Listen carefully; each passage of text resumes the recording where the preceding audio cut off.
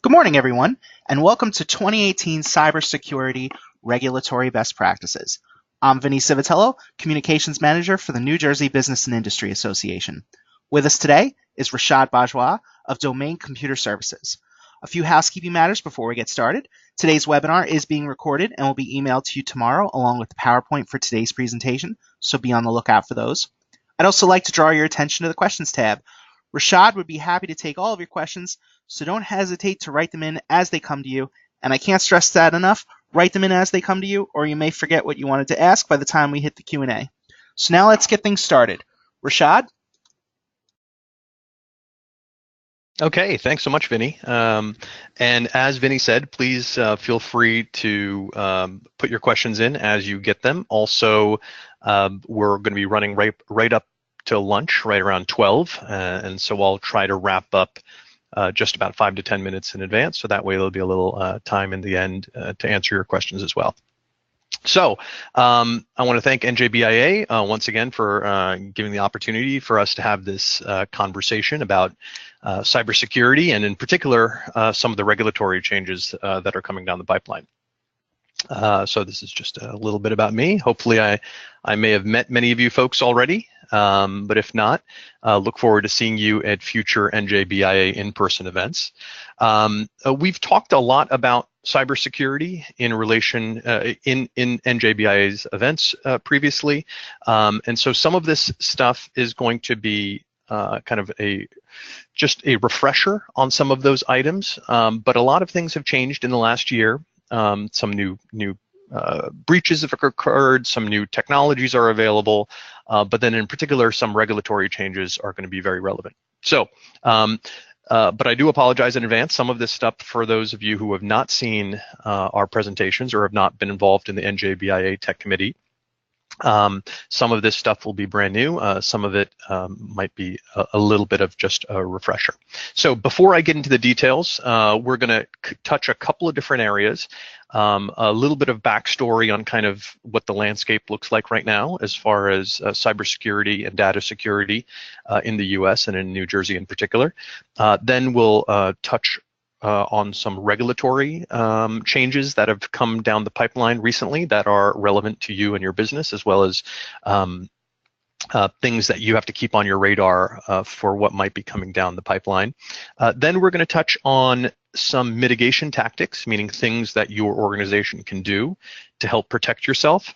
And then we're going to follow up on just some overall other areas that you can have on your radar to make sure that you have a holistic approach to all of this. Things like cyber insurance, things like mitigation plans and breach response and things along those lines. So this slide just gives you a little quick background. We make these presentations regularly, and we keep updating these numbers. And I'd love to tell you that these numbers are going down and the battle is won, but it is ongoing. And cybercrime is just as profitable now as it has been at any point in the past. It now is one of the biggest areas for criminals to ply their trade. Back in the 70s, the joke we like to make is, cocaine was the big criminal business, or drug trafficking. And not that that has gone away, that's still there. But now, if you really want to make money, cybercrime is where a lot of the dark money has gone to. Bitcoin and things along those lines have also helped create that underground network. So just a couple of quick kind of real-time, current day data breaches I just want to touch on. This is actually just came out a couple of days ago. This is Marriott had bought Starwood, so this is a huge one. This is definitively, I know I was impacted by this because I used to be a big SPG, Starwood Preferred Guest fan, so I know my data was definitely involved in this breach. But this is a smaller one. I think this is actually just from the last couple of days. Quora, which is a online question site. I happen to use this once in a while as well, and got the breach notices in the last week about what's going on. So, I just put these in here. This is kind of an ongoing thing. We don't need to go into individual specific breaches. Later on, we will actually touch on a couple of individual specific breaches just to kind of tell the story of how they happened. But the point here is your data, your usernames, your passwords that you are using in almost any site that's out there. Obviously earlier this year or last year, we had Equifax. You had the Yahoo breaches from prior to that. You had a huge Uber breach. I mean, there's just LinkedIn had a monstrous one. And the key point that I want you to keep in mind here for your own purposes is that those usernames and passwords, a lot of those are now in bad people's hands. And the unfortunate truth is a lot of people are still using those passwords for websites currently. And that is one of the biggest mechanisms by which bad guys are getting into sites and creating a lot of damage. So specifically, let's say, for example, your email address 5 years ago was bob@gmail.com. It is still bob@gmail.com. If 5 years ago you logged on to LinkedIn and your password there was marshmallow. And now, 5 years later, your password is just marshmallow25, just because there's so many passwords and all you do is you just keep incrementing the number one by one. There's a lot of bad people out there that know that bob@gmail.com, which is generally your login, meaning your email address, really likes the word marshmallow. And they are going to use that as a way to get into, okay, fine, maybe you don't care about LinkedIn, but that might be the same password you use for your email, or that might be the same password you use for your bank or for your Amazon account, or whatever the case may be. And so these are new, and Amazon can be used to make payments now.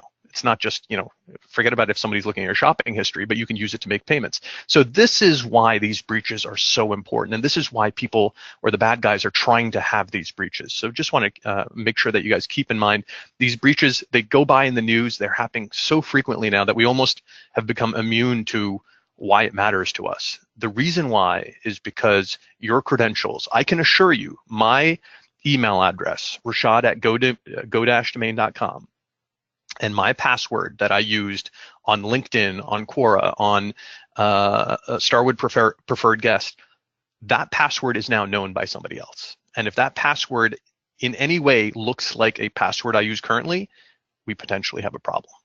Okay, so, and also I just want to touch on, this isn't just the big guys.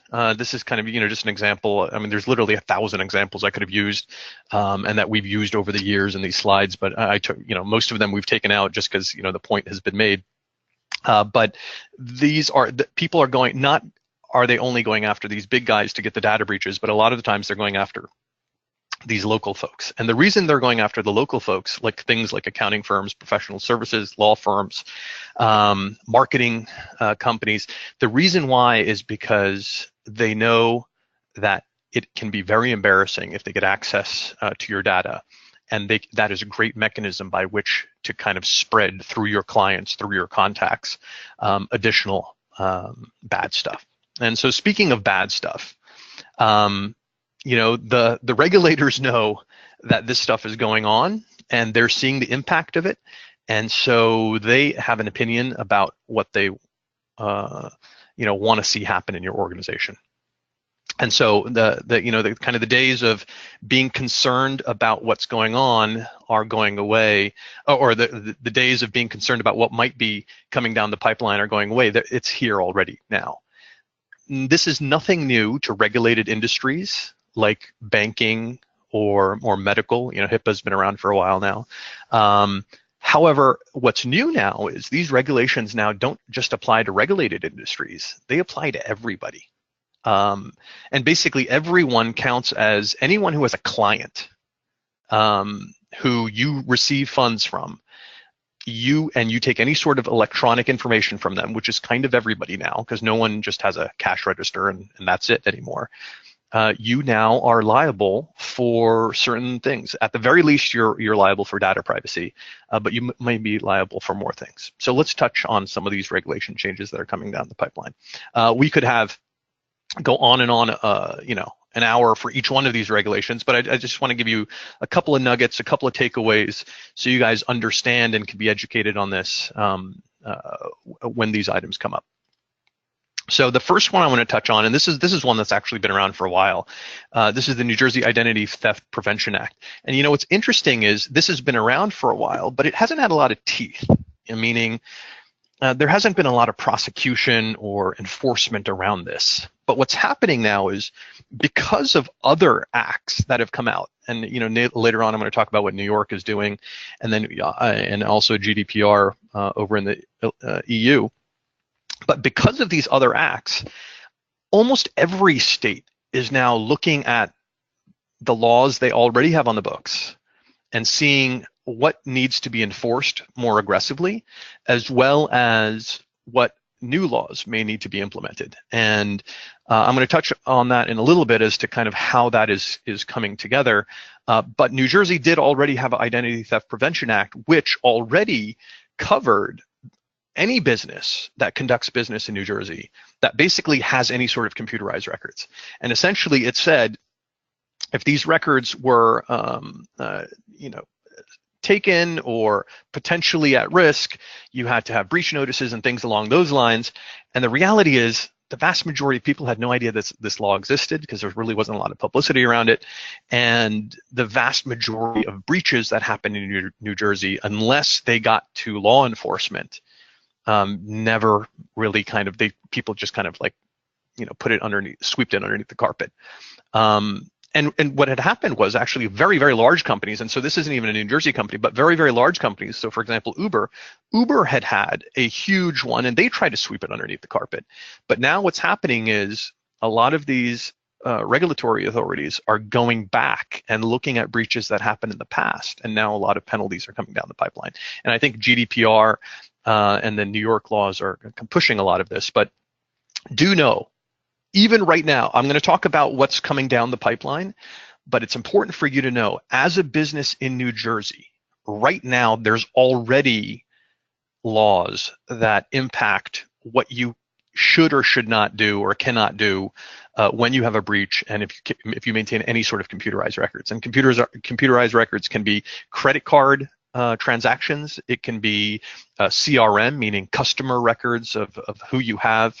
There is some rules around how much it's like private information versus just readily available information, but it is something that you need to be conscious of. And so even if you have any level of breach or even some sort of malware or ransomware, it's something that you need to keep in mind that if you don't report, or if you don't do kind of the necessary stuff right now, people are coming back and getting pinged after the fact. So this is the New Jersey Identity Theft Prevention Act. The next one, I'll touch on this real quick. Don't need to go into a lot of detail because HIPAA itself is its own beast. But if you are in the medical space or deal with medical companies, meaning you're a service provider and you happen to have medical offices as your clients, HIPAA in all likelihood applies to you. And that means that any records that you have or any access to medical data is going to be regulated by HIPAA. And there's tons of documentation on HIPAA. I just pulled this one paragraph out of the HIPAA security guide, just specifically relating to ransomware, because ransomware is a very common thing that's going on right now, especially in medical practices in New Jersey. And what's happening is a lot of folks are not reporting these as breaches, but they are technically can be considered breaches depending on the type of ransomware that was found. And then what's happening is when that data gets out, if medical practices are found after the fact of not having reported properly, then the penalties become even more onerous. So I'm not a lawyer. Don't suggest that I am one, but I do recommend that you talk to one. But HIPAA is one if you're dealing with medical practices or you are a medical practice. everything around these breaches that I'm going to get into is going to be have a much more severe penalties around it, because HIPAA is one of the regulations that is very, very heavily enforced right now. Whereas some of the others, as I said, the previously the New Jersey consumer protection one, that one is not enforced as much. But HIPAA, a lot of businesses, a lot of service providers actually choose not to get involved in providing services to medical practices because of the risk around HIPAA. So you need to understand it if you're in that medical space, exactly what counts or what doesn't count as a breach, and how your reporting requirements are around that. Obviously, later on in the presentation, we're going to get to how you just stop a breach in the first place, which is the ultimate goal. But important to understand how HIPAA classifies a breach. PCI compliance, almost everyone takes credit, even service providers take credit cards now. And so PCI compliance, if you have a breach, this becomes a really, really big deal. Because then they want to come back and they want to confirm exactly how much your compliance was in place. So for example, later on we'll talk about Target a little bit. Target obviously was covered under PCI compliance, and they would submit, they were, as you may imagine, a level 1 PCI vendor. And so they had the highest level of requirements in their security stature, and they would fill out those quarterly reports just like all of you. Or some of you probably only need to do annual reports. It depends on what level you're at. But they would fill out all those reports saying they have all of these safeguards. And, sometimes they were a little bit less than honest, let's say, on those. And if you have a breach, those can really come back to bite you. Because if you misrepresent things on those forms and then something happens, it's just kind of like insurance fraud. It ends up coming back and being a bigger issue just because of that lack of transparency. And so most businesses, I would imagine, are in that level 4 range, and it really comes down to the number of transactions per year. If you're a level 4, meaning you just kind of take credit cards but you don't have that many transactions, you probably have to fill out a questionnaire on an annual basis to your credit card transaction provider. However, the more transactions you have, the higher level of requirements they ask of you. So this is one, applies to everyone. It's been around for a while. I'm not going to go in too deep into it because if you accept credit cards, you hopefully already know about PCI. But really, the key point I wanted to mention here is the different levels depending on level of transaction, and then filling out those questionnaires and the due diligence around that. Okay, so now we're going to get to some stuff that's a little bit newer. And the first one I want to focus on is the NYDFS. And NYDFS is, this is for the New York Department of Financial Services. These are regulations that came out. Actually, I think officially they came out last year, but they really started enforcing them earlier in 2018. Everyone that I know who is in this space is really paying attention to NYDFS, and they're not paying attention to it necessarily just because they have business in New York. Although obviously we're in New Jersey, so most people in New Jersey do have some level of business in New York.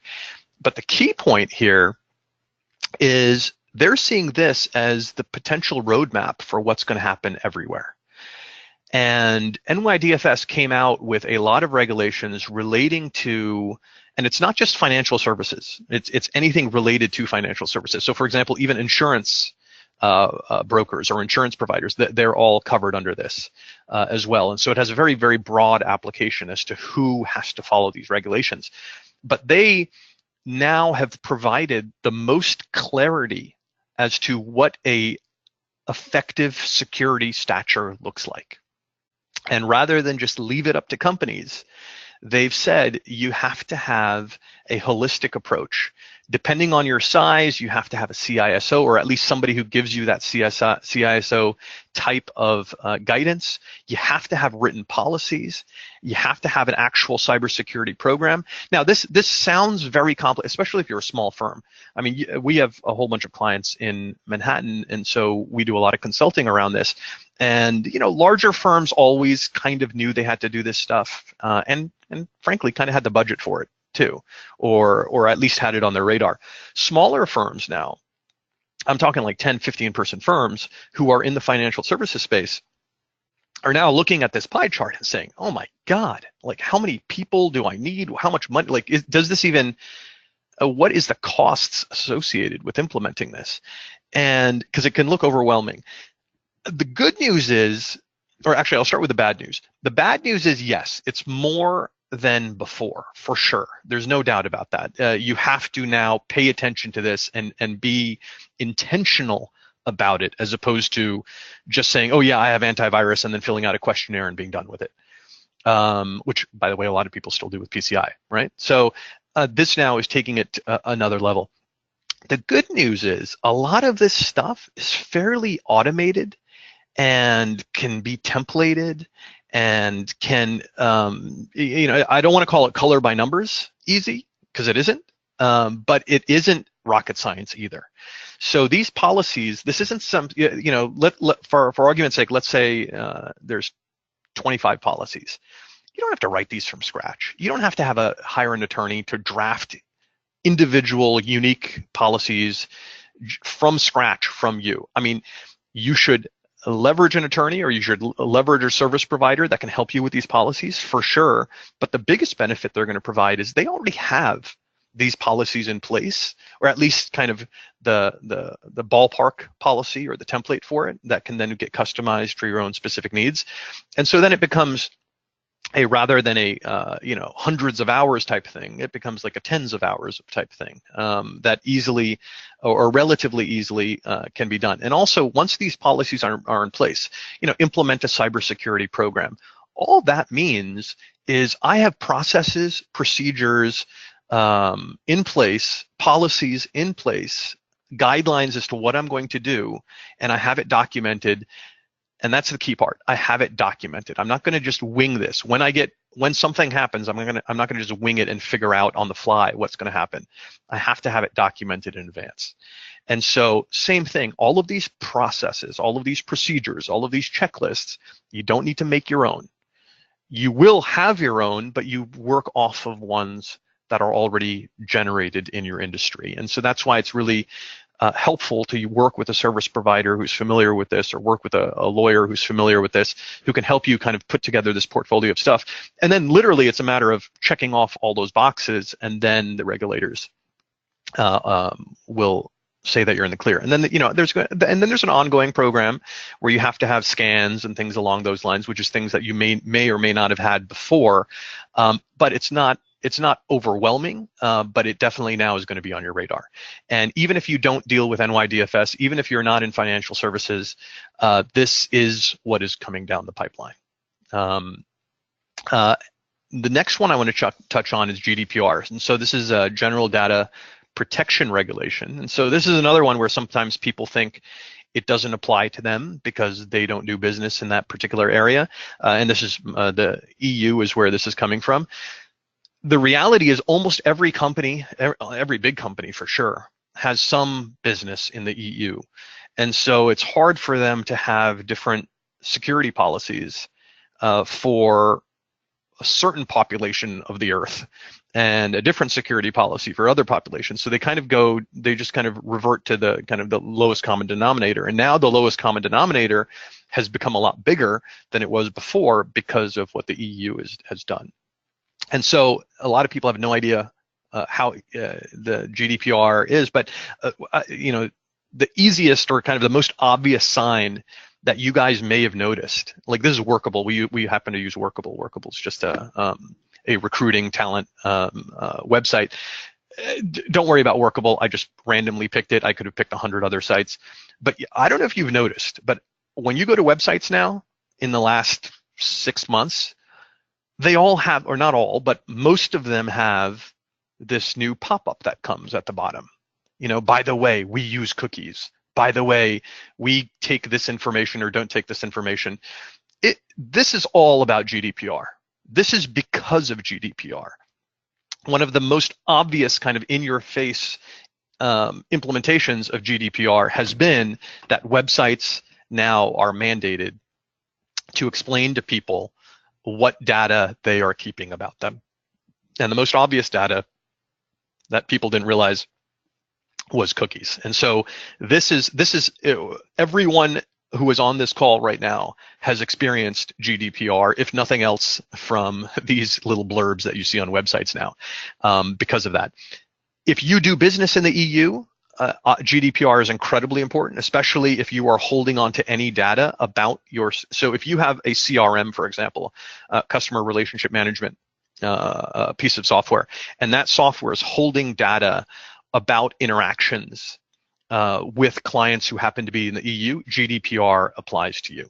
And so, similar to some of these other policies, GDPR, I think, could be its own hour or 2 hour long webinar. So we don't need to get into too many details there, but it's not that dissimilar from the requirements that are coming in place from some of these other regulatory bodies. And most of it comes down to, if you are responsible for holding on to the data of others, you now need to let them know what data you are holding on for that, of them, and then protect it.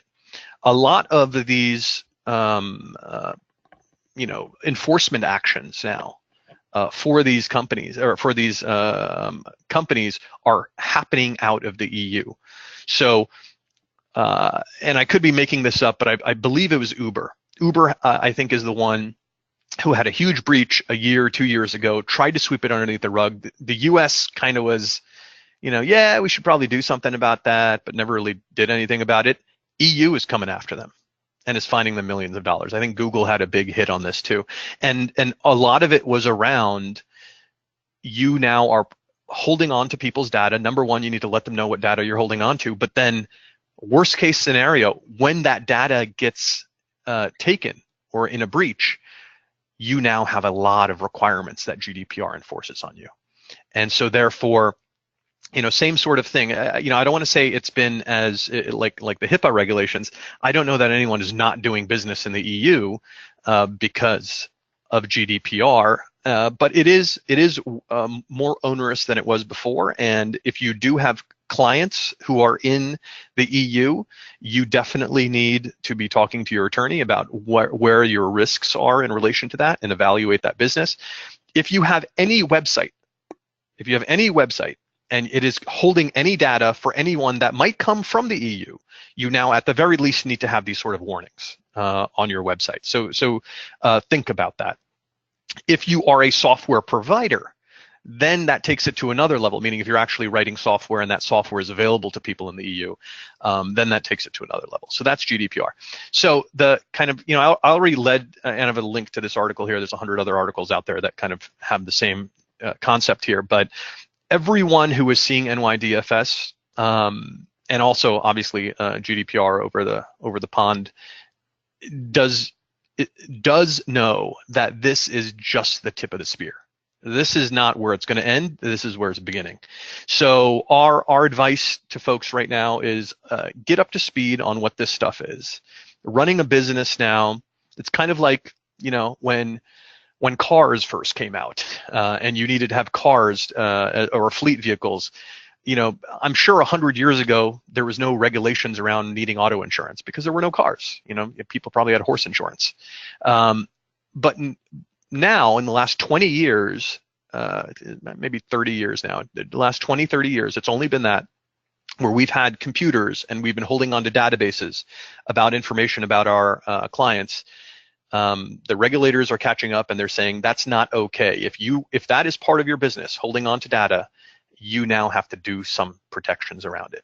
And so the rest of the presentation now is going to be about, okay, how do we protect? How do we mitigate risk? But hopefully you get the idea that the regulations are now here to stay. The big ones that are really moving the needle on this are the GDPR and the NYDFS. Already other states, California, I think South Carolina, a handful of others have come out and basically said they're watching New York to see what works, what doesn't work, and then they're basically going to just ditto copy that and implement it. And I think we can expect similar sort of stuff in New Jersey as well. Okay, so let's get to the bad stuff. Now, a lot of you who have seen our presentations before, we kind of have an annual state of the state or state of cybersecurity presentation around what's going on and what to watch out for. And the bad news is it's still ransomware. or rather, the big threat is still ransomware. There's a couple of other things that I want you to keep on your radar, but ransomware is still the big one. It is still, unfortunately, shutting businesses down, keeping people hostage.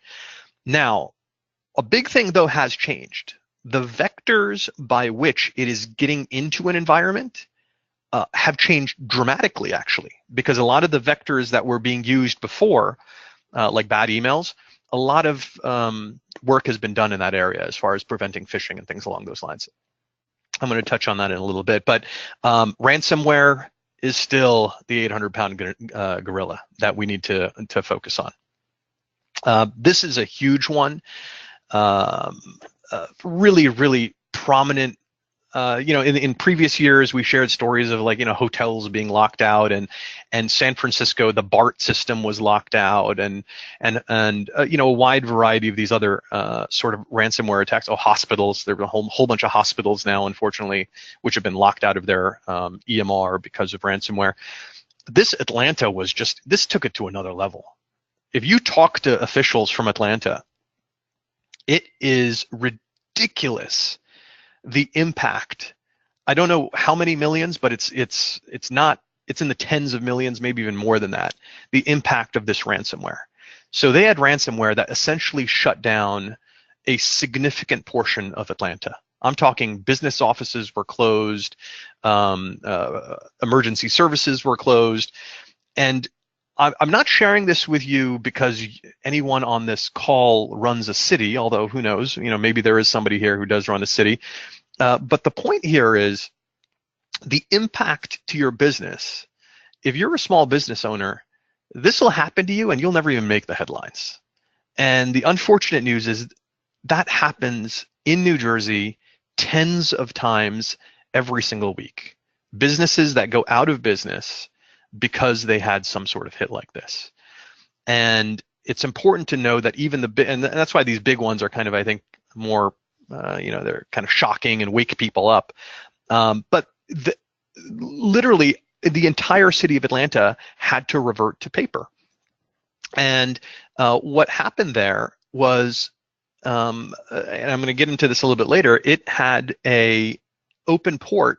The one that they were using was called SamSam, was the name of the ransomware that hit them.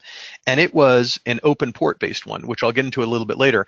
But that is the key thing that people are going after right now. Email attachments, links, it is still a very, very prominent way. It's still the mechanism by which the vast majority of ransomware is being spread is still by email. However, email filters and content filtering, meaning limiting what websites you can go to, have made dramatic improvements in the last year or two. And so email attachments links are very rarely now found as being the point at which ransomware infects larger companies. Because larger companies, they're kind of like, yeah, we get that. We understand how that works and we know how to shut it down. Smaller companies, unfortunately, you still got a lot of people that just click on the wrong thing and don't have the basic, cheap, even free software that can stop this stuff from coming through. And so email attachments links is still the #1 mechanism by which ransomware hits small mom and pop shops. Because it's just, it's a fake Amazon delivery notice. It's a fake whatever, Bank of America, somebody applied for credit or, whatever the case may be. And they're getting more sophisticated. Now they'll send you a fake solicitation, and the unsubscribe link will be the ransomware hit, meaning you don't know this from a hole in the wall, and so you're like, I just don't want to, but it looks like a legitimate spammer, and so you click on the unsubscribe, but the unsubscribe is what gets you. So, they're getting a little bit more creative with this. However, for larger organizations, it's this open ports and the password cracks, which we're going to focus on a lot. Missing patches are still there. There's a huge thing with WannaCry and some of these other malwares last year. That's kind of died down a little bit because the patches have kind of caught up. And there was a lot of enforcement around that. And a lot of the older Microsoft operating systems were removed because there was huge hits with companies like Merck that got taken out essentially. lost, I think it was $1 billion because of missing patches. And so there are a lot of lessons learned there. It's the open ports password cracks that I'm going to get to. And no, backup is not good enough. We still have so many people who tell us, I don't really care. I got a backup. I'll just restore from backup. That is not the be all end all. Remember, we're in a world now where other people are paying attention to what is going on in your environment. That's what the regulations are about. So not only will a regulator potentially care about you having a breach or ransomware, even if you restored from backup, but if that gets out, like for you have to, for example, have a breach notice, it's all about reputational risk. And so we want to get ahead of this and make sure that we don't run into that problem. Obviously, these other things can happen with ransomware, but we want to make sure we get ahead of that. So breach notices. I'm not going to get into too much detail here because we already kind of touched on it, but all of those regulatory, one common thread in all of them is they require breach notices. So even if you have a backup, if you are covered under any one of these and you're able to restore successfully, do not assume that a breach notice is not required. Now, depending on the flavor of ransomware, some will make an argument that a breach notice may or may not be required, but all of these regulations, they refer to data differently or potentially differently. And so you need to be very, very careful and make sure our number one goal needs to be, let's not look and page through pages of regulatory regulations. Let's try to stop this from happening in the first place. And that does not mean just having a backup. That means having appropriate safeguards in place, which later on I'm going to share with you. Most of them are free, but for very, very little cost, you can put in additional layers that will make sure that getting things like ransomware is very, very remote as far as its likelihood of hitting you. Okay, and who knows what the next regulation is that's going to come up. So this is the one I want to focus on. The biggest difference from previous years is this remote access mechanism is the way that the vast majority of these big breaches are happening. For example, Atlanta, there was a remote desktop similar to on the top left here connection that was legitimately set up for company users to be able to access the computers remotely, but then that was taken advantage of. I think they caught some two gentlemen from Iran who were behind Atlanta, or at least that's the most current thought process on that. But there was an open port.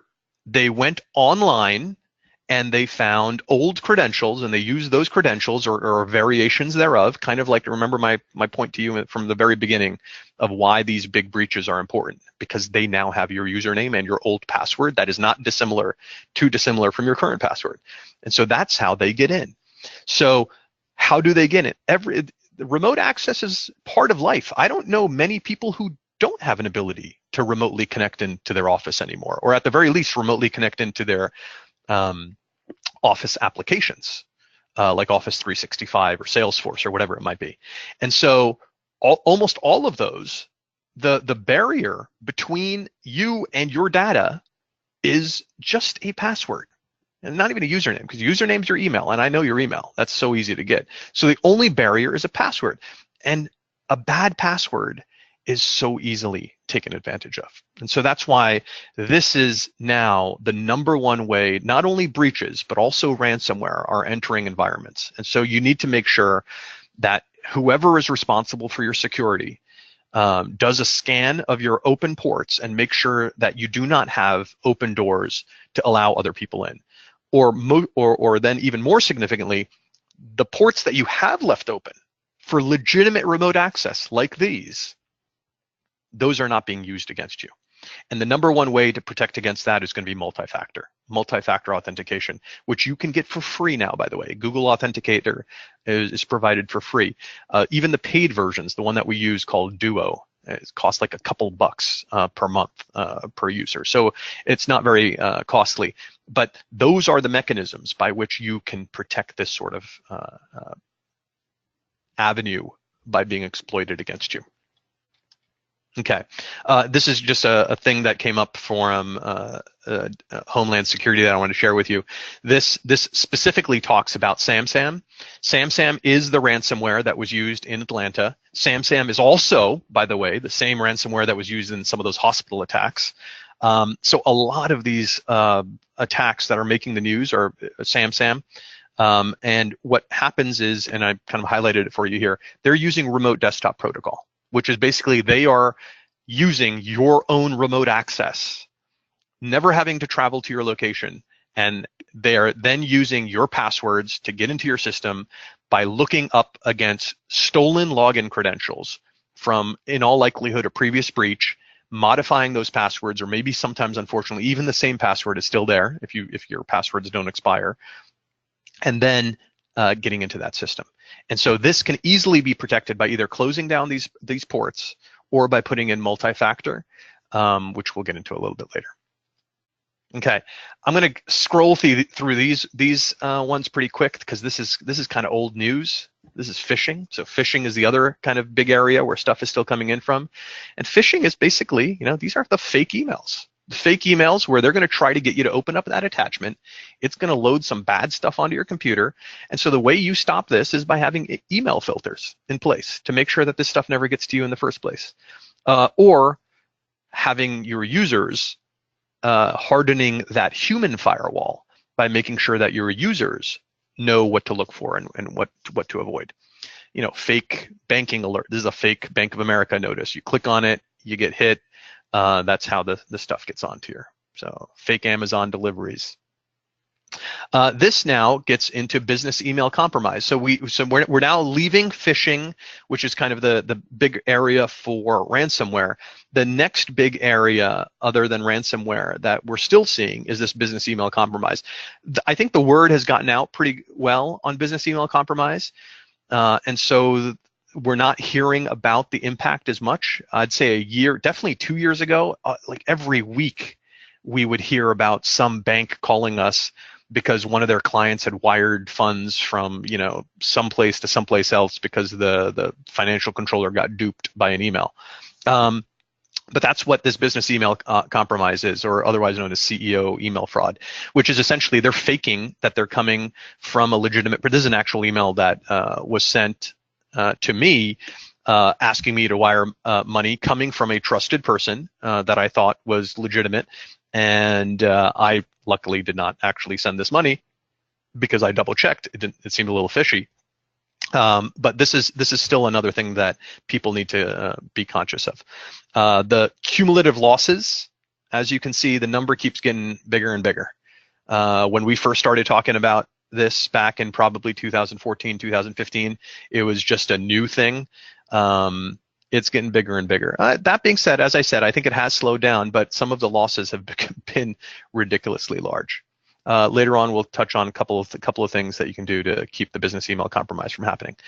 These are still some of the very, very large cases of business email compromise, meaning an email was sent in all of these organizations. An email was sent to somebody in the organization, either faking to be a CEO, a financial controller, or an outside vendor, saying, we need this transaction, we need this wiring of funds. The funds were wired inadvertently by an employee. Those funds then are gone, or you try to recover them. Later on, when I get to insurance, I'm going to touch on some insurance caveats that you need to keep in mind in this vicinity. This is just also a little graphic here sharing about how HTTPS traffic is now taking over, and there's very little non-encrypted traffic. And so this becomes relevant because when you have a business, a lot of folks used to have content filters to make sure that their users were not going to kind of nefarious places. Problem is, if most of the traffic that they're doing is over HTTPS, you can't even see it, meaning your users have an encrypted tunnel essentially with that website, and so what they're doing on there you won't be able to know. So just kind of something to keep in mind. This is something that you need to have some software in order to be able to look into those packets, and later on I'll mention some of those technologies as well. Okay, Internet of Things. We got devices everywhere. We got smart cars, we got smart watches, we got smart TVs, we got smart toasters, smart everything. Almost every light in my house now is, I can turn off because, I have 3 kids and they love to leave lights on. So I have smart everything everywhere. And that's great. It makes my life a lot easier. But it also is now a new window through which things can be taken advantage of. So to give you an example, and some of you who have seen our presentations in the past kind of know where this is going, because it's the same trick that a lot of people have been using for quite a few years, but I want to share it with you guys. If you do a search on Amazon, one of the top security cameras that they sell is this Dahua. It's some Chinese brand, and it sounds great because it's $70, and it's an HD camera that I can set up for $70, whereas some brand name one costs like $300. So fantastic. I go out and I get all of these cameras, I set them up in my house or I set them up in my business. Problem is this is some Chinese manufacturer that doesn't have a lot of security safeguards. Now, I will put the caveat in. We've had a lot of conversations around this. So Dahua has actually now upped their security stature a little bit because they really got called out on this a lot. But fill in the blank. There's Dahua now, but there's like 5 other manufacturers, whether they be in China, Philippines, or Texas, who are trying to create devices in this Internet of Things world, and therefore they are making sure that they are trying to get out there and at as low a cost as possible. This, however, is a list of all of the default passwords for Dahua cameras, which, as you may imagine, the vast majority of them that get plugged in when they're bought off Amazon for $70 still have the default password. I then can use this tool called Shodan, which you guys can use as well. It's online. And I can do a search and I can find all of these Dahua cameras that are plugged in. And guess what? I know the username and password. So now I can take control of that camera. So why would I want to do that? Now, obviously, maybe I'm a voyeur and I just want to look into cameras. Maybe it's a security camera and I want to rob a place. But what ends up happening is there's a lot of other things I can use when I take it over. Cryptocurrency mining. Now, this chart is from earlier in the year, so this number has probably gone down a lot because mining Bitcoin isn't quite as profitable as it used to be last December. However, this is the sort of stuff I can use your devices for. I don't need to have a full-fledged computer. There are little computers on those cameras that I can now control, and those can be used for things like cryptocurrency mining or to do denial of service attacks on other devices, like these brute force logins, this default password login. That is having the cameras or these smart switches go out and try to attack other parties. And so, for example, some of these biggest distributed denial of service attacks are now being powered by these IoT devices, meaning I take them over and now they are my rogue army that I can use to kind of go after all sorts of things. Okay, so what can we do? Things have not changed. The news is still the same in this area. The same safeguards that were in place a year ago, 2 years ago, most of those are still there. Most of them are still simple and cheap. And luckily, most people are now following most of these simple and cheap safeguards. And that's why we're making some progress. But coming and educating yourself in webinars like this is where you remind yourself of what you need to do in order to make sure that things are getting taken care of. And this kind of goes back, this is quite a few years ago, Target, but this is after 2 years later, they had a Target report. And the whole point here is Target actually had all of this, the stuff, the technology. It's just they didn't have it set up properly. They weren't paying attention. They had paid millions of dollars for security software, but nobody was watching it. And the security software watched the thieves literally break in, saw the logs, reported their activity, but nobody was paying attention. And when they went back and they looked after the fact, they're like, oh yeah, look at that. It told us they were there. Oh yeah, look at that. It showed us them traversing the network. Oh yeah, look at that. It showed us them doing this bad stuff, but nobody was paying attention.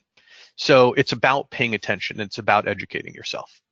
So I'm not going to get into too many of these things. You guys have the PDF. And so I don't want to go into each one of these because today's presentation was mostly about the regulations, the new regulations. These things, I don't need to read them out to you because they're pretty straightforward. The one area I do want to focus on, though, real quick, is the NIST standards.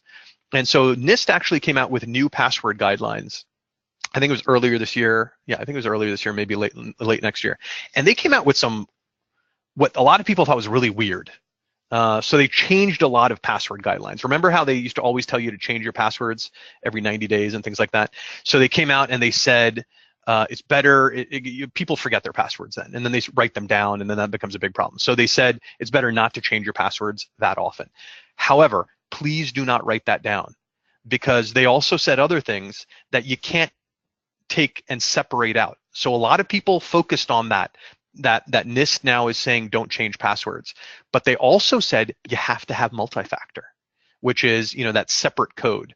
So their whole point is don't trust passwords as much anymore and use something else. So the point here is it's better to have a good password that you remember and implement multi-factor. If you can't implement multi-factor because you're either too cheap or you just don't care enough to figure out how to do it, well, then you got to still keep changing your passwords. And the reason why is because of those breaches. Remember, a password you have today is the same one that you're probably using on Netflix. And when Netflix gets hit, they're going to then have the password to get into your office. You follow? So it's not good practice, and that's why you want to keep changing your passwords. However, if you have multi-factor, or if you do a lot of these other things, that isn't as much of a concern. Here's just a whole bunch of other stuff and you can print this out. You have the PDF, you're going to get it, it's attached here. Share it with your folks. Obviously, you want to educate your people. The human firewall is probably more significant than any other firewall that you can buy. All of these things are free. All of these things are free. Removing administrative rights, do not give people access that they don't need. A lot of situations we find out where you go onto a network and the whole office, they don't have logins to QuickBooks, but they all get to the F drive that QuickBooks data is on. So they can actually go in and delete all of the QuickBooks data. There's no reason that they should even have access to that drive. And a lot of kind of basic fundamental security practices are not put in place because they're set up by some guy that's just, there to install 3 computers and then leave. And then everyone's in a hubbub as to, well, why didn't they give me security? Well, because that's not what that guy's job was, or that's not what his focus was. So these guidelines, once again, I'm not going to get into kind of specific one-on-ones too much unless you have questions, because I do want to wrap up so we can get to the questions. Most of this stuff is more of an FYI. Also, the insurance stuff. I'm not an insurance professional, but I wanted to kind of keep some of those slides in here so that way you guys know whether it's from a technology point of view. There's a couple of things here that I want to share with you just so you can share with your team to make sure that you're doing it. And then on the insurance side, same thing. These ones also still, all of this stuff is built in to Windows and can help protect you from a lot of this sort of stuff. This stuff does cost money. So hardware firewall, antivirus, anti-malware, that's a no-brainer. You still have to do it. As I said, the email filters have gotten so good that it's stopped a lot of that email exploits. You still have to have a good backup. I do want to focus a little bit on this multi-factor authentication. This is so huge. So we use this thing called Duo. You can approve. So what happens is if I'm going to log into the office, I go in, I put in my password, but then it rings my watch or it rings my phone and I have to approve before I can get in. So the beauty of the multi-factor is just having Rashaad's password isn't good enough. You have to have stolen his watch or stolen his phone as well. And by the way, those get locked automatically too and only get unlocked with my fingerprint. So I guess you got to steal my finger as well. Authenticator, this is Google Authenticator on the right. This is free. And it is able to be used with a lot of logins. So this is really more important than changing passwords now, is getting this implemented. If you can get this implemented, you actually eliminate the possibility of so many different exploits, so many causes of this implementation or infections. Business email compromise. you can't stop people from being stupid. You just need to educate them and put in processes so that way people can't just wire funds without some sort of out-of-band verification. So here's a couple of things that you can share with your technical team, but also white hat social engineering. And that is essentially, if you're a leader in your organization, periodically ask your people to wire funds and see if they do it just via on an email. If they do and they don't check outside, this is you as the good guy trying to train people to behave. And these are actually not my slides. These are Anthony, who's one of our business development executives who kind of comes from a life in cyber liability insurance. So a whole bunch of stuff here as far as different insurance. And you have first party coverage that comes from cyber liability insurance. So please do talk to your insurance broker, or I can put you in touch with Anthony. Obviously, he doesn't sell insurance anymore, but he can give you some advice on it as to what cyber liability insurance does. But one of the key things I want to talk about, and this liability to others, this is all the other stuff that you got to pay for. These endorsements. A lot of folks get cyber insurance, but then don't get this cybercrime insurance. And what ends up happening is CEO email fraud then doesn't get paid, because what's happening there is there was no hack, there was no breach. So Ubiquity, the example down at the bottom, they gave away $46 million to an outside bad person and had cyber insurance, but the insurance company didn't pay because they said, you didn't get hacked. This wasn't a cyber crime. This was just, you were an idiot and you wired funds when you shouldn't have. You got duped.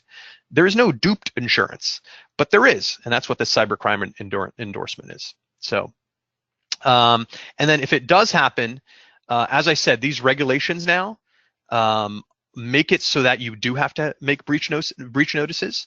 And so these are the type of people that you want to get in touch with. I would say first is talk to your attorney.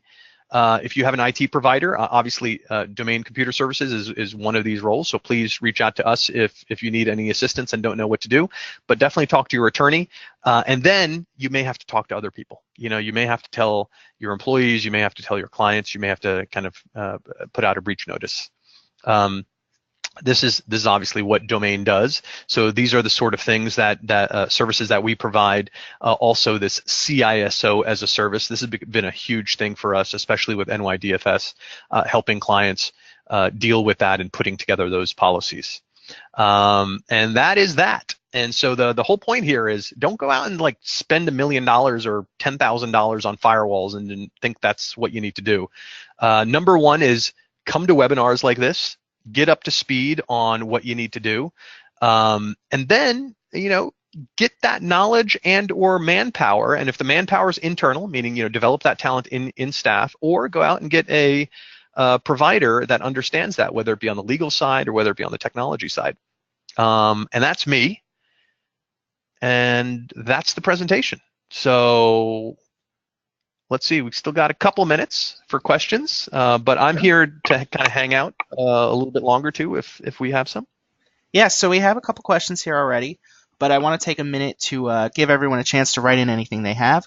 While I'm doing that, I'd like to take a second to remind you about the handouts tab. We get a lot of questions from people about how to download the slides.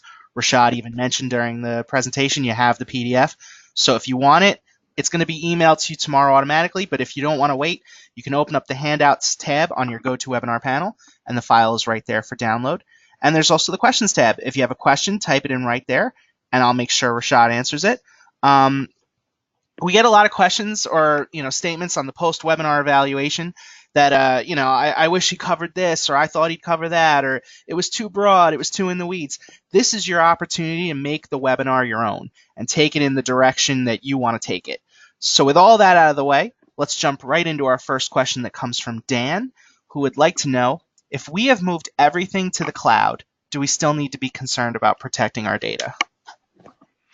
Dan, that is a great question, because especially for small businesses these days, a lot of things are moving to the cloud.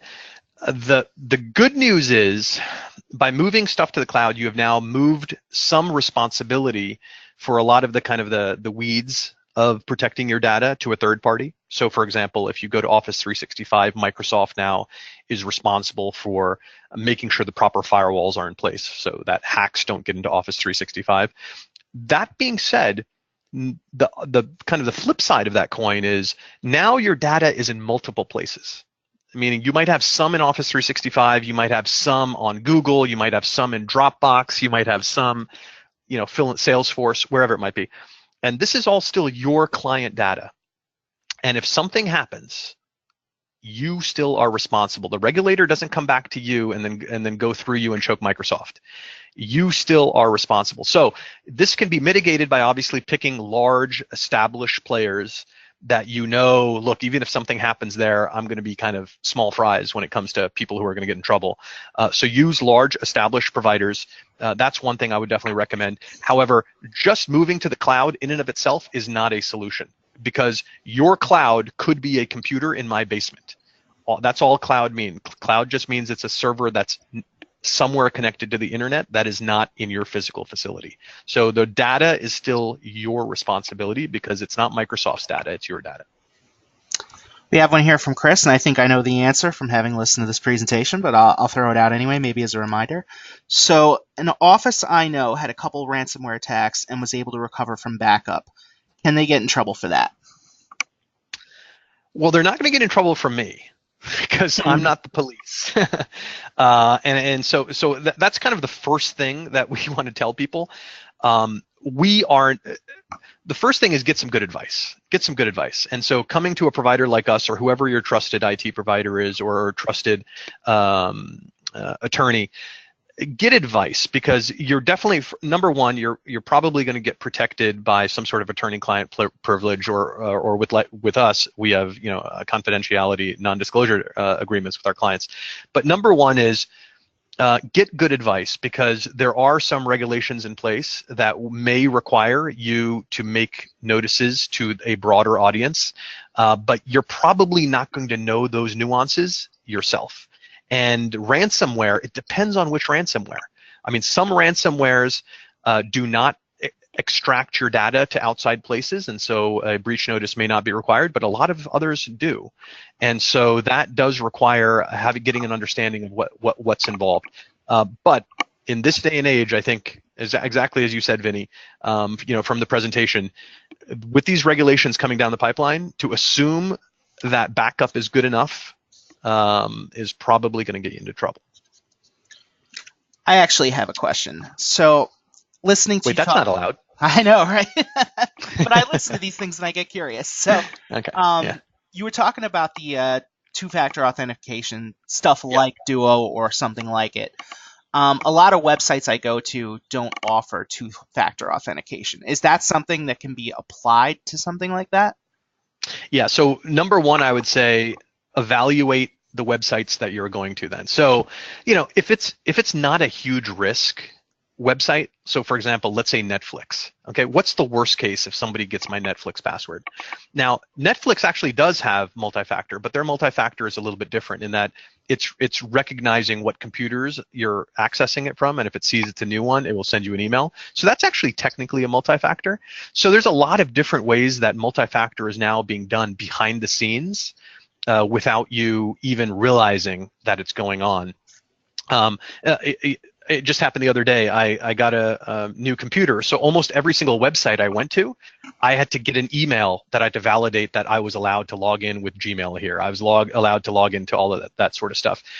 If a website really is not doing that at all and doesn't even have a field for you to put a multi-factor in, I would question it, especially if this is high-value data. If this is, like, for example, data where you're now keeping your client information or your contacts or something like that, I would question it and make a little bit of an uproar until they implement it, because almost every website to implement multi-factor integration is fairly straightforward now. All they need is they have to create another field there for you to type in a code. So it's really not that complicated, and they should be able to support that pretty easily. We have one here from Susan, who asks, which regulations do we need to be concerned about in New Jersey? All of them. All of them. Depending on depending on obviously what industry you're in and where your clients are. So if you have clients in the EU, it's a no-brainer. You gotta pay attention to GDPR. NYDFS, if you have clients in New York, it's a no-brainer. You got to pay attention to that. But I can tell you, NYDFS, pay attention to it. I'll bet money that definitely inside 5 years, probably inside 2 years, you're going to see something like that in New Jersey. So get up to speed on that. Figure out what your security policies are now. It's not like they're going to have to change over 3 years. You can set up your security policies once, and they're going to be fairly static over time. Cool. Misha asks, is there a central website or authority with information on cybersecurity regulatory policies that could apply to my company? Okay, so I think it varies a lot depending on your industry. So I would recommend, if there's trade associations in your industry, that would probably be a good place. So, for example, the NJ Bar has some good resources for legal. A whole bunch of other, like SHRM for human resources management, has a lot of stuff that relates to the HR piece.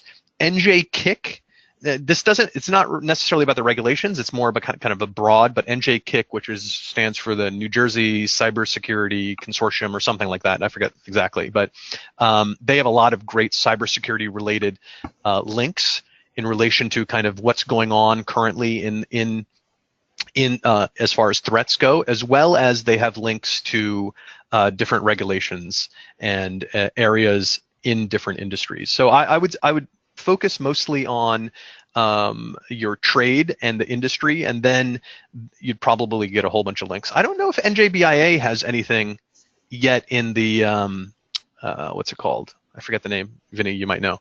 The kind of information, Member Action Center, regarding this. But if not, that's something that we can, as part of the NJBIA Tech Committee, we can definitely make sure that we get some of that content available there. Sounds good. We have one more here from Kate, but keep them coming, and we'll go as long as we need to. If I had very little budget for cybersecurity, what should I do first? Okay. Well, some stuff is, I'm going to assume, is just table stakes, like antivirus. Like, I'm not even going to tell you need that, but you need that. So that hopefully is just assumed. You have some free antivirus that's kind of built in right now. I think multi-factor is a huge deal now. If you have any sort of remote access, which I think kind of almost everyone does, I would go in and I would implement multi-factor.